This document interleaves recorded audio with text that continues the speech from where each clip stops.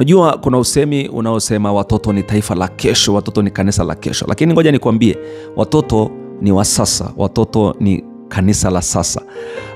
Tunakuwa na huduma nyingi ndani ya kanisa ambazo tunazifanya.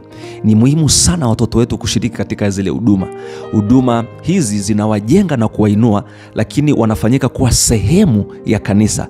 Yaani hawawi watu wa pembeni, yaani wanakuwa sehemu ya kanisa. Wanapokuwa kwenye uimbaji, kwenye praise team zile zetu, wanapokuwa kwenye maeneo mbalimbali kushirikishwa kama usafi kanisani, wanaposhirikishwa pia katika maeneo kadhaa, wanaweza kusimamia kuwa viongozi hata katika maeneo yao maeneo yao ya kihuduma, wanapokuwa na kwaya, wanapokuwa wanashirikishwa kwenye umisheni na mambo mbalimbali, tunajenga mioyo ambayo kadiri wanavyokuwa hawawi wageni wanapoanza kazi ya Mungu au kumtumikia Mungu. Ni muhimu sana mzazi na kanisa kwa ujumla kuhakikisha kwamba watoto wetu wanashirikishwa katika huduma mbalimbali ndani ya kanisa.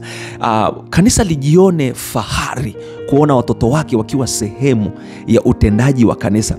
Kanisa lijione kupungukiwa kama hawawaoni watoto wao kwenye maeneo ya kutumika pamoja. Eneo la kutumika pamoja ni eneo muhimu sana. Unaona jinsi ambavyo Eli akiwa na Samueli alianza kutumika akiwa mtoto mdogo, na unaona jinsi ambavyo Mungu alikuwa anamtumia na anasema naye. Unaona jinsi ambavyo Mungu anamuita Samueli na anamueleza siri nzito juu ya Eli na juu ya taifa la Israeli na mambo yatakayoipata taifa la Israeli akiwa mtoto. Maana yake mtoto ana uwezo wa kufanya huduma vizuri sana. Unaona Daudi anapakwa mafuta kuwa mfalme akiwa mdogo sana. Maana yake Mungu yeye haangalii tu umri, lakini anaangalia moyo ulio tayari.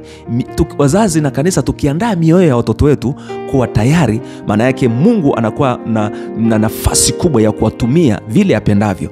Ni muhimu sana kuhakikisha kwamba watoto wetu wanashiriki katika huduma mbalimbali ndani ya kanisa. Mungu akubariki.